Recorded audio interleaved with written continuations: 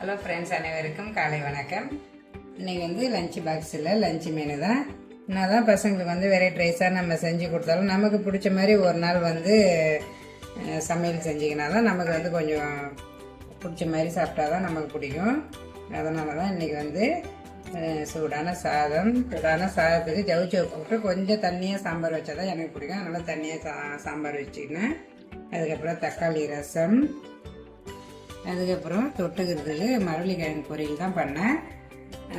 2-3 நாள் ஆயிடுச்சு வாங்கிட்டு ஃப்ரிட்ஜிலே இருந்தது. சரி, அதை அப்படியே வச்சு 2-3 நாளைக்கு வேணாம் அப்படின்ட்டு இன்றைக்கி செஞ்சுட்டேன்.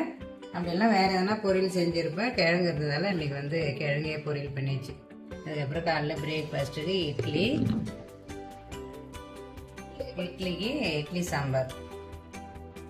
காலைல எல்லாம் சாப்பிட்டு கிளம்பிட்டாங்க. அதனால் இன்னும் கொஞ்சம் பண்ணல. அதுக்கப்புறம் மரவள்ளிக்கிழங்கு அவிச்சு வச்சுருக்கேன். சிம்பிளாகவே இருந்தாலும் சுவைய மனமும் குறையவே கூடாது. சூப்பராக லஞ்ச் வீடியோ முடிஞ்சு நாளைக்கு இன்னொரு லஞ்ச் வீடியோவில் பார்க்கலாம். பாய்.